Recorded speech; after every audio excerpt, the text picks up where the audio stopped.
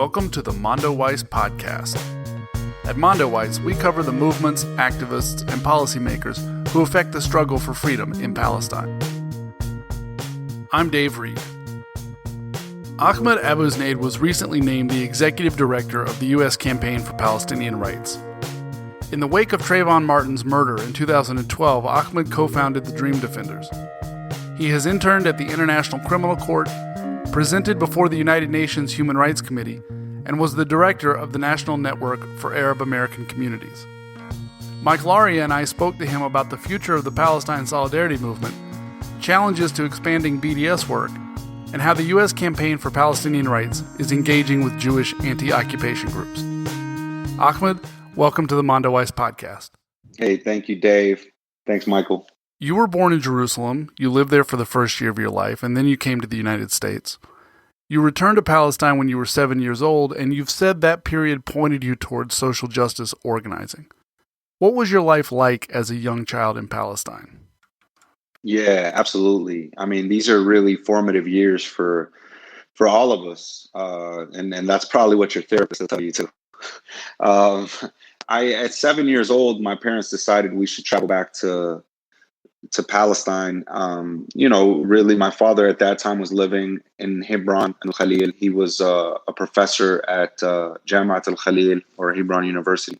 So they kind of made the decision, it's just better for us to be kind of together as a family. And also that it would be important for me to experience my homeland, my family, my culture, so on and so forth. So at 7 years old, I left sunny South Florida and I flew into Tel Aviv Ben Gurion Airport with my mother.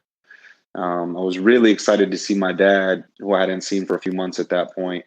And I remember, you get off the plane and you think it's going to be a smooth process. You just leave, you grab your bag, you leave, you hug your dad, and then you see this new country. But I was actually greeted by the apartheid process of the state of Israel. And for the first time in my life, I found out what it meant to be Palestinian. We got off the flight, and it was clear that there were signs for Israeli nationals and then those who were of Palestinian background. So we went through our line, and then we were escorted to a back room. And in that back room, the soldiers proceeded to strip search my mother and I while going through our bags. So as a 7-year-old, living relatively easily in the United States, we were, I would say probably lower middle class, but I hadn't seen that sort of experience with my own eyes in the United States at that point. So my first introduction to Israel was a strip search and people ruffling through our bags.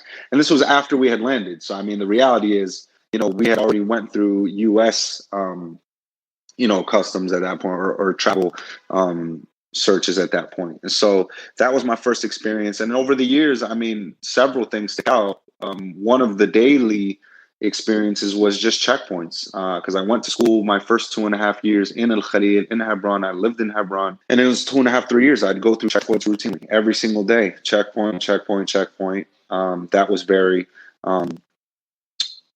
clarifying for me. And there were a couple other instances like the Ibrahimi Mosque massacre that was also really clear in my memory. So I don't know if we want to get to that at some point. I'll pause just in case there's anything you wanted to jump in on, but I can also talk about that experience. Please do. Yeah. So, I mean, at that point in time, I was 10. We're talking about 1994.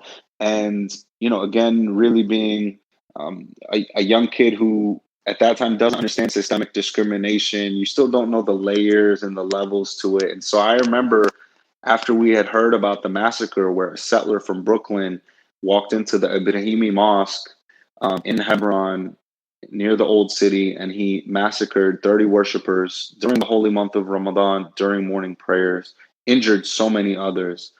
I remember thinking as a kid, I told my parents, I said, this, maybe the Israelis will change. Maybe they'll see what happened.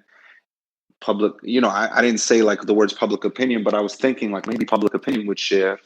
And maybe the military, since they're the only military in the area, the Israeli military would actually come save us in a sense. And what actually happened was mana' tajawwal, or in English, a curfew. So because there, had obviously been some form of uprising that developed after the massacre. Maybe Palestinians were in the streets, maybe throwing rocks, I'm not sure. But Israel immediately enforced a curfew. And what that meant for us was weeks of no school, no going outside to play, no meeting up with your friends, no riding your bike. Essentially, you would wait at home and stay at home because the Israelis wanted the streets cleared, wanted the schools shut down, and wanted all Palestinian life on hold, on pause, so that they can wait for, the rage to dissipate, so they can wait for any resistance to dissipate. And in fact, so they can also further criminalize Palestinians, because if you were caught violating the curfew, you could be beaten and arrested just like that. And so that experience for me was really enlightening and taught me a little bit more again about being Palestinian. The Dream Defenders organization that you co-founded has played an important role in shaping anti-racist and anti-oppression activism across the United States for nearly a decade. How did you get involved in that work? Yeah, thank you for, uplifting Dream Defenders. I'm incredibly proud of the work that they do to this day. Actually, more proud of where they're at now as an organization than in our infancy. Dream Defenders was founded in 2012 after the murder of Trayvon Martin. What's important to note is that the actual formation became the Dream Defenders, but many of us had previously organized together in college, and we called ourselves the Student Coalition for Justice. So Philip Agnew and some of these folks that I kind of reconvened with in 2012 were actually comrades of mine from when we all came together in 2006 after the brutal murder of a young Black boy in a juvenile boot camp, and his name was Martin Lee Anderson. And there was an intentional cover-up by the folks at the boot camp and certain state bodies, whether it was the autopsy report from the medical examiner or others. There was an intentional conversation to withhold the purpose of death and how Martin Lee Anderson was killed. It was alleged in the autopsy report that he died due to complications from sickle cell anemia, but somehow, some way, some kind of video was released. I don't remember how we got the video, but it showed the guards in the boot camp actually pummeling Martin Lee Anderson until he passed out. And so that was our first time actually taking action together. Governor Jeb Bush was at the time holding that seat of power in Florida, and we occupied his office for about 36 hours, risking arrests, and we laid out so many demands. Some of them met, some of them not met. But important to note that when we came back together as Dream Defenders, there was already this kind of similar ideology or kind of community that was built. There was something pulling us together even before Trayvon. So I always want to lift that up because, we've heard so many names over the years, and most recently those folks like Ahmad Arbery and George Floyd. So we want to make sure we also tell the story of Martin Lee Anderson. How are you approaching the Palestine Solidarity Movement as the new executive director of the U.S. Campaign for Palestinian Rights? Yeah, it's really an exciting opportunity. I essentially, when I was leaving Dream Defenders, tried to dream up and draw up a place that I would like to be, a formation, an environment. And, I didn't specifically draw up this role, but it looked a lot like what this role allows me to do. And that's essentially be a part of the largest network of grassroots organizers and activists and organizations across the United States committed to shifting U.S. policy towards Israel and Palestine. And that's as a Palestinian who's committed to that in my life's work, it's really an exciting and unique opportunity to actually have a career, a job that allows for me to devote my full time to that goal. So I got to say that I feel incredibly blessed. As it relates to International Criminal Court and Dream Defenders, the ICC experience was really fundamental for me to understand the potential benefits of international law and its applicability to Israel and Palestine, but also the shortcomings, the shortfallings, the challenges that international criminal law presented. So I actually was in meetings, because I was in the office of the prosecutor. I was in meetings with the PA, which was at the time represented by my father in the Netherlands, and the ICC. And so it's really interesting.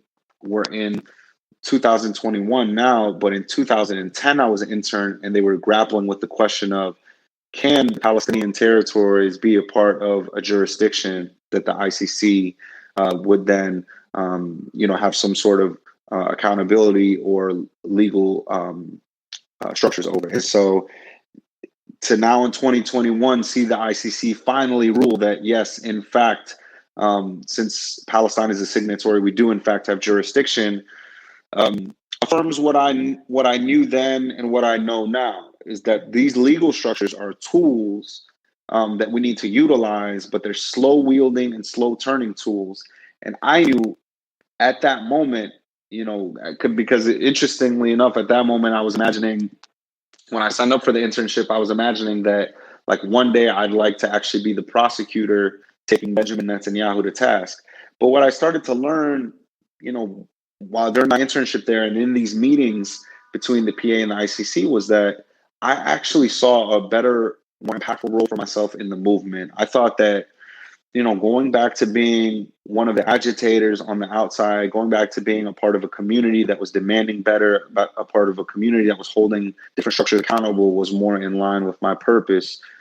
And so I didn't necessarily give up on international law, but it became something that, again, I would utilize as a tool, but wasn't necessarily where I was going to be devoting my time. What do you see the role USCPR playing inside the movement in the coming years? Definitely. It's seen similar revisions in the past, went from U.S. campaign to end the Israeli occupation to U.S. campaign for Palestinian rights.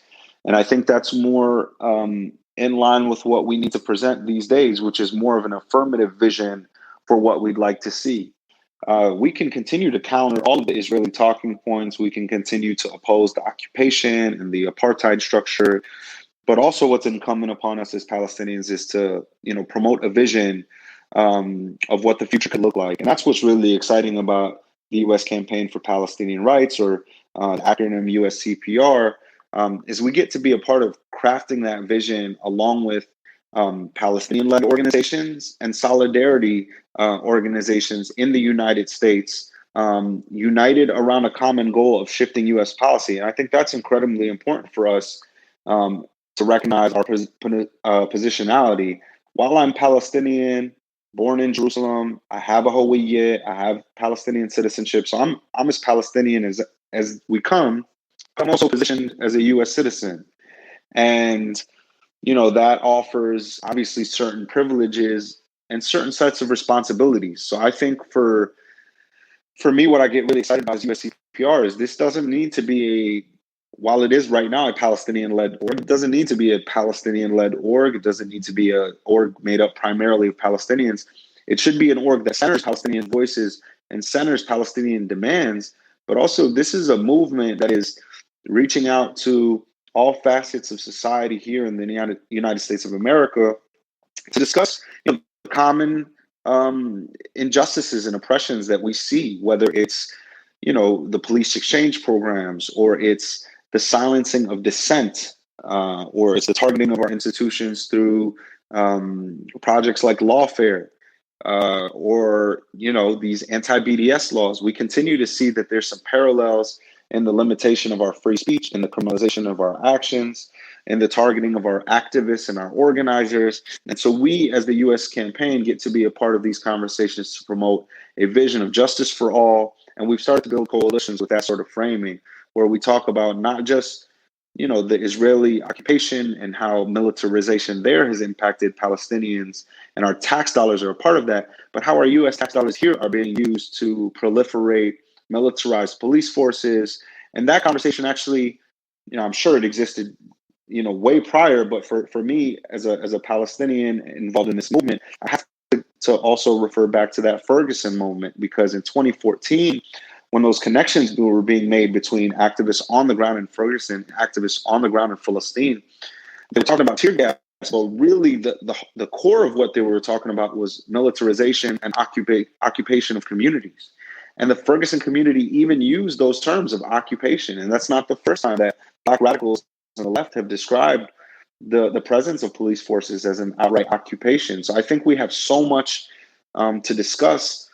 And again, bringing it back to where we're positioned here. Our tax dollars are currently being utilized to fund oppression domestically and abroad.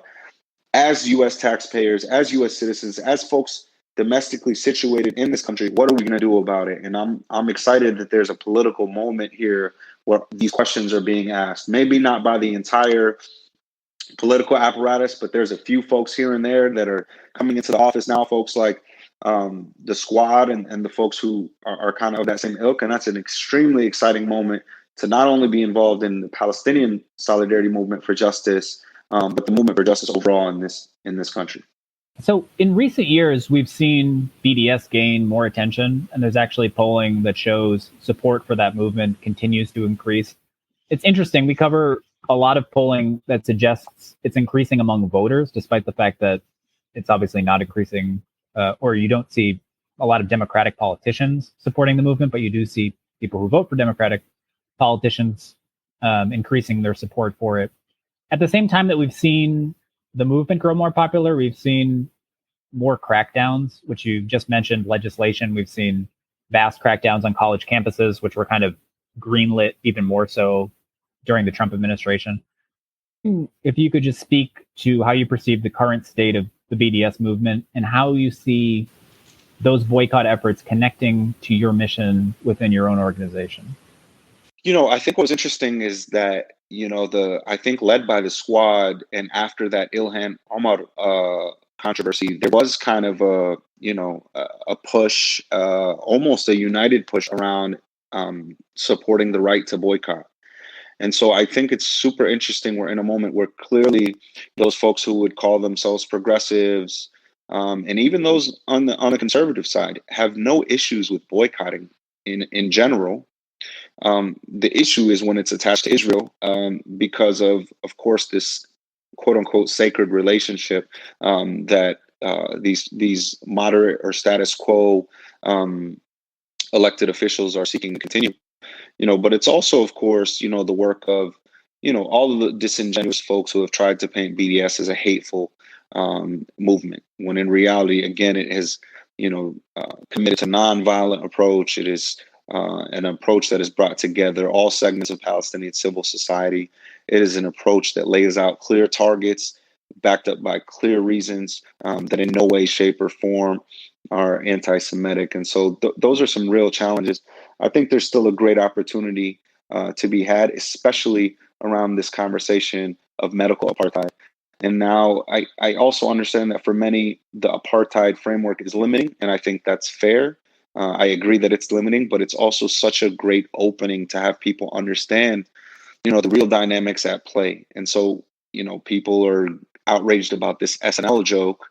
By the way, shout out to Michael Che. I loved it. I thought it was hilarious and on point. But the very reality right now is that you have Jewish folks in settlements who live right up the hill from Palestinians in villages, and one side is getting vaccinated and the other is not. And the most recent update on that subject matter is that now Israel's shipping vaccines to all sorts of countries, whether in South America or Central America or otherwise, and still not being willing to vaccinate the Palestinians. So while some folks have not made the jump from supporting in general the right to boycott to supporting BDS, I do think that situation is going to continue to shift, just like all of the other polling has showed. And the Democratic Party, the Republican Party are doing their best to hold off that energy, to hold off that shift. But with examples like this modern day global pandemic, it's going to be really difficult for them to continue to be apologists for Israeli apartheid and to continue to block one of the most clear examples of nonviolent resistance that is actually ratified by our Constitution. They can only block that sort of effort for so longer, because it will be deemed a legitimate movement by more and more Americans as the days continue to count on. There's many people who think the Biden administration will simply be a repeat of the Obama years. But I think a big difference, and you just spoke to it to an extent, is how organized the left is compared to where it was in 2008. Not just when we look at Palestine, but when we look at issues like climate change or police brutality. There's many metrics which suggest the George Floyd protests last year were the most popular protests in the history of the country. And we've also seen the election of politicians who say they support conditioning aid to Israel, as you we've seen Cori Bush, Jamal Bowman, Marie Newman. You mentioned the Squad. There was not really that left flank within Congress that existed during the Obama years.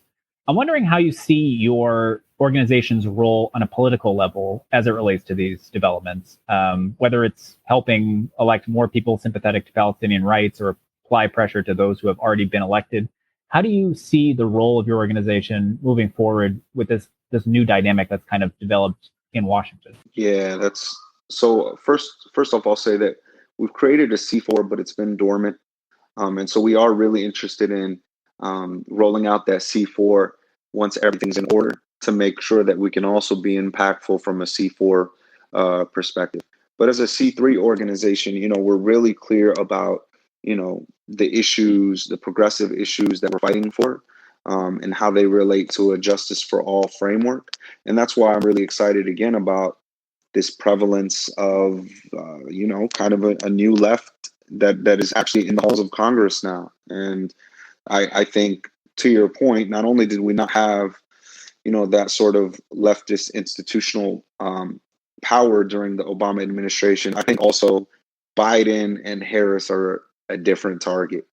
And many of us, I can even speak for myself. In 2008, I was swept up with like the charismatic liberalism, or whatever you would describe it, of like a Barack Obama.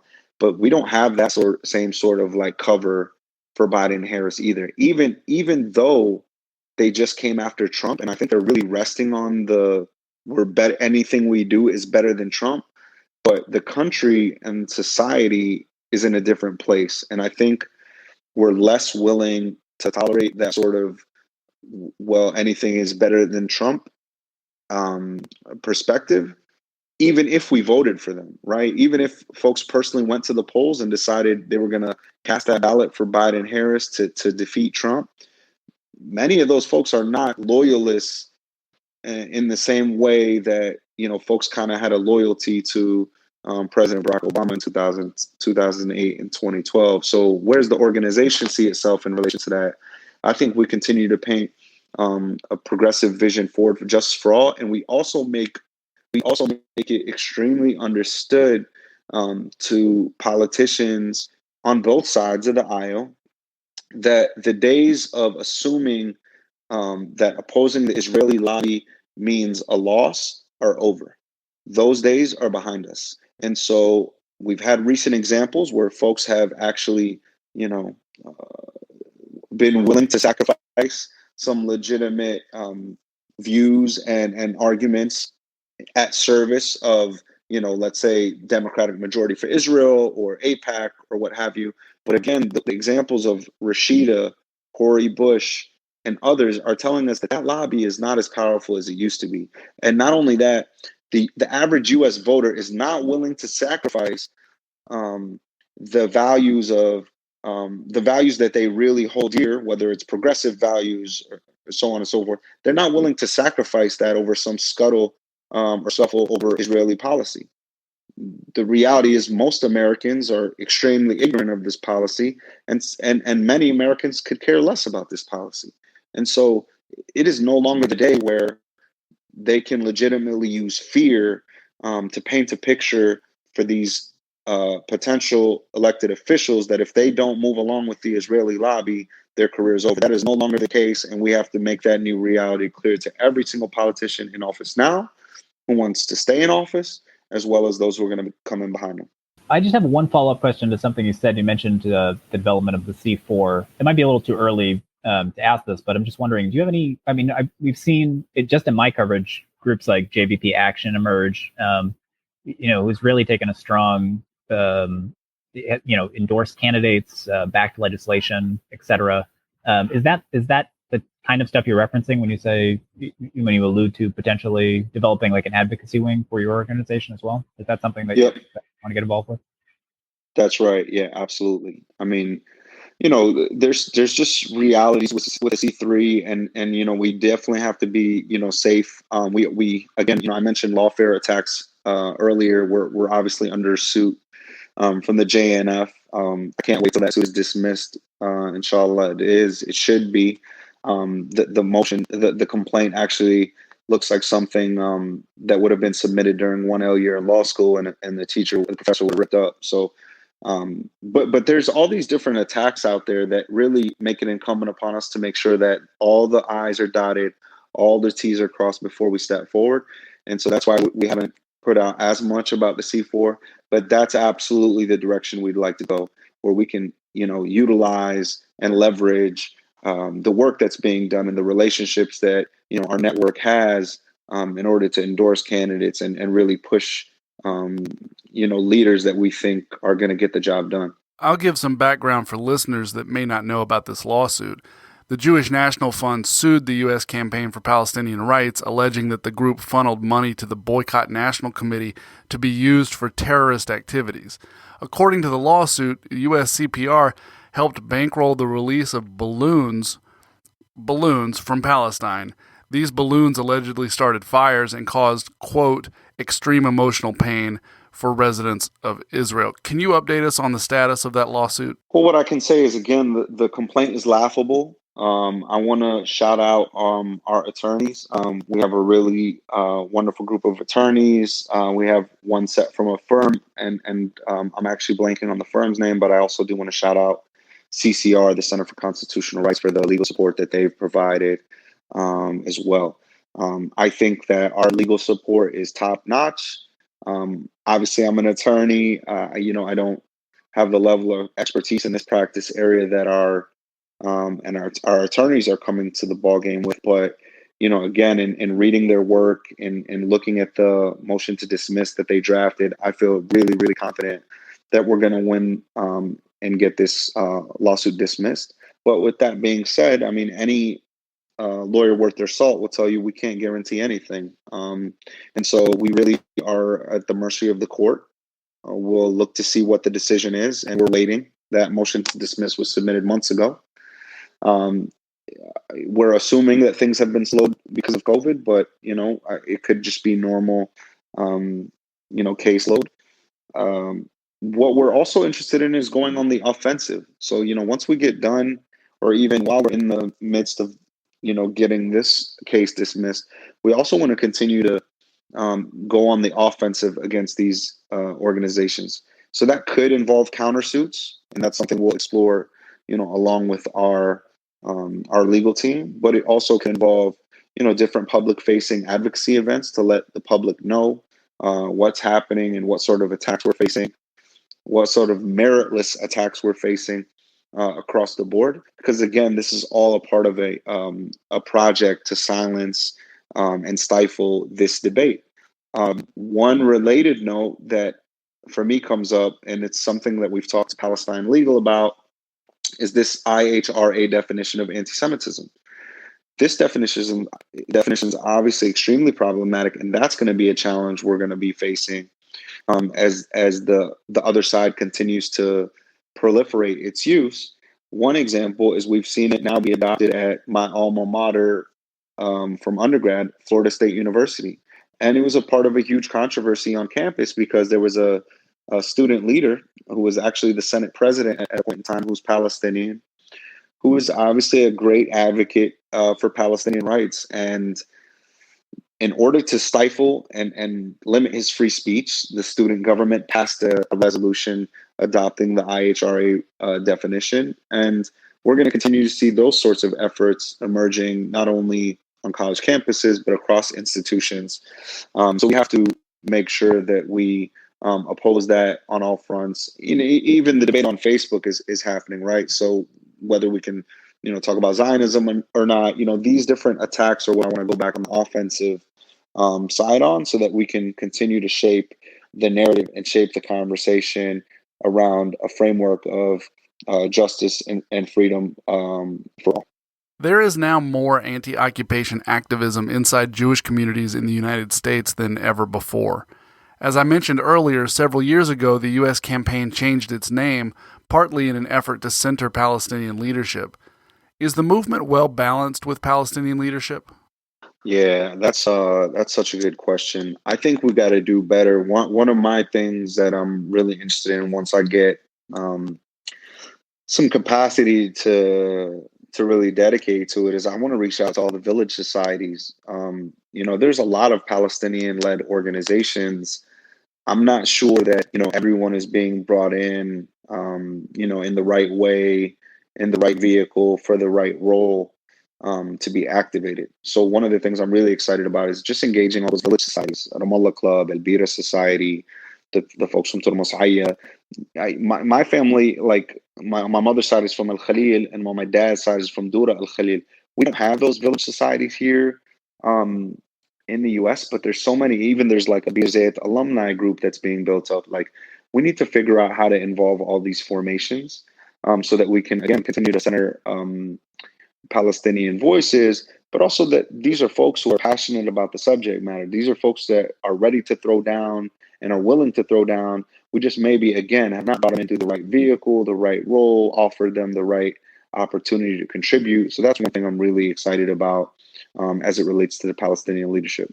Now, it's interesting, you brought up also like kind of this growth in Jewish anti-occupation activism. And I think these 2 points are related because, these folks, if not now in JVP and so on and so forth, aren't going to be able to do their jobs effectively if they're not in relationship with, and if they're not centering the needs, the demands, the dreams, the visions of Palestinian people. And so many of us are here in the diaspora in the US, so it makes sense that we figure out how to involve those formations. I will say that I think JVP becoming anti-Zionist has been huge for the movement. JVP's membership is obviously large. They've, really, I think, perfectly situated themselves as a place for Jews who have arrived at a point where they're no longer willing to be apologists for apartheid and occupation and the crimes of Zionism. Now, If Not Now is also very interesting because I understand that for young Jewish Americans, there's clearly like a need to have a space where they can actually deal with that shit, if you will. I understand that this is all a part of a propaganda war that not just Americans have faced, but Jewish Americans have faced. Right? It's gone on through not only media but through Jewish institutions and synagogues and so on and so forth. So I understand that. If Not Now, at least in its infancy, was thinking about how do we make a space for those liberal Zionists or Zionists who have a question about what Israel means in relation to the Palestinians. I think that was an important space. I also think it's important for If Not Now to evolve. So I think, anything short of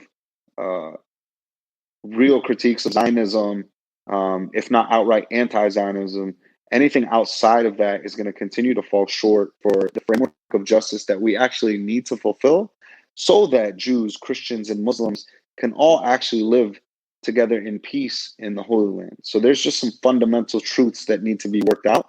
And again, talking about our situationality here as folks in the US, Jewish American folks, while not being actually the largest population of Zionists in the country, do hold significant weight and power because of their positionality as a Jewish diaspora population, and of course this state of Israel continuing to allege that it represents Jewish peoples all over. So that is a very real dynamic that we need to work on and leverage so that our Jewish American comrades can be as impactful as they need to be to get us where we need to go. And then I'll just mention, because it was related to a point I just noted, is that obviously Christian Zionism and these large networks of evangelists are definitely part of the biggest problem, or one of the biggest problems that we face here in the Palestine Solidarity Movement. How do you see the U.S. campaign engaging with Jewish activist groups?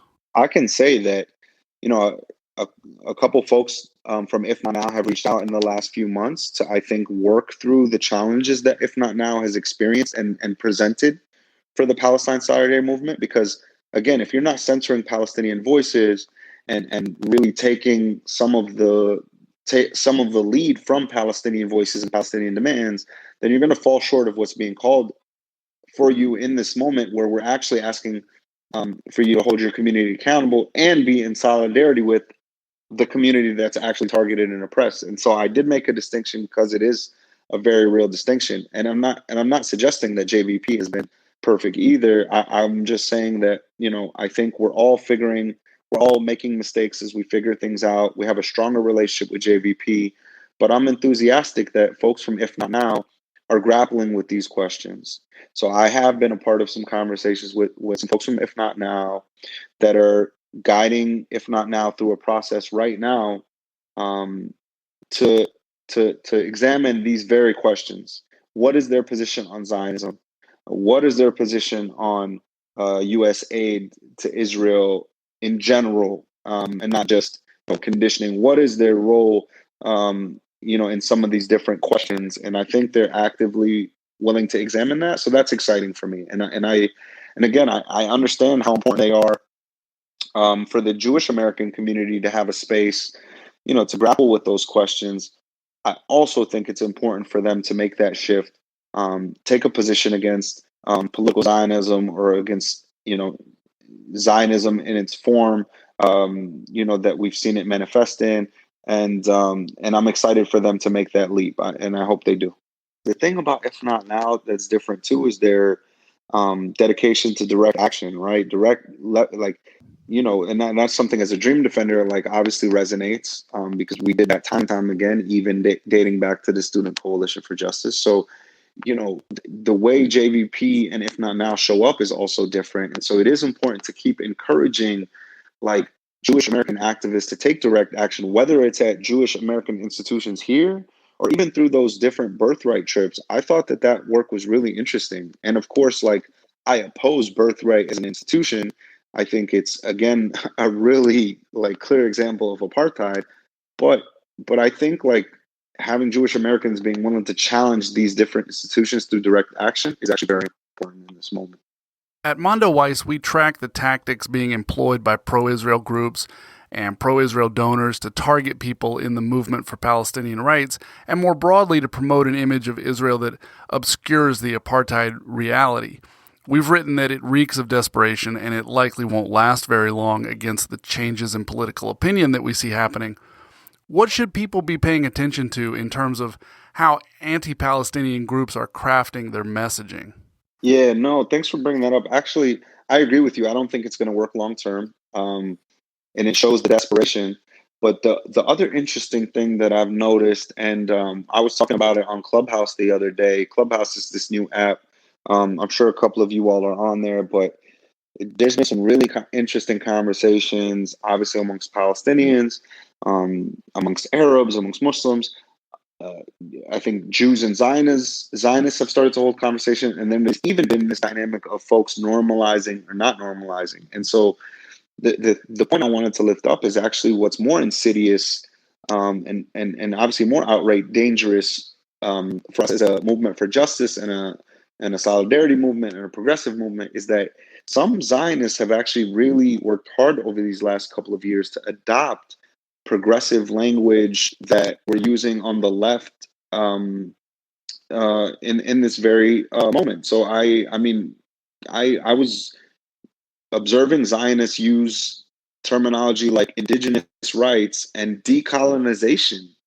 Decolonization meant to suggest that Zionism was decolonization. This was really just mind-blowing to me to hear Israeli so-called progressive activists use language like that in promoting Zionism, and attempting to, I think, really paint a different picture of what Israel looks like in Western and progressive spaces in the U.S. So that for me was really interesting to see. That they're actually adopting some of our language that we've been utilizing as we've seen kind of this resurgence of solidarity between the Black radical tradition and Palestinians and other different formations in the U.S. So I thought that was important to know. Ahmed, thanks so much for talking to us today. We really appreciate it. Michael and Dave, I appreciate you both. Thanks for listening to our show, a production of mondoweiss.net. The music you heard is from Sound of Picture. Visit our site to subscribe to The Shift, a weekly newsletter from Michael tracking the shifting politics of Palestine in the United States. You can also sign up to get new headlines about Israel, Palestine, and related U.S. politics delivered directly to your inbox. If you'd like to support our work, go to mondoweiss.net/donate. Mondoweiss is a nonprofit publication, and every donation helps sustain our work. Don't forget to subscribe to this podcast wherever you listen, and please leave a rating and review to help others find our show.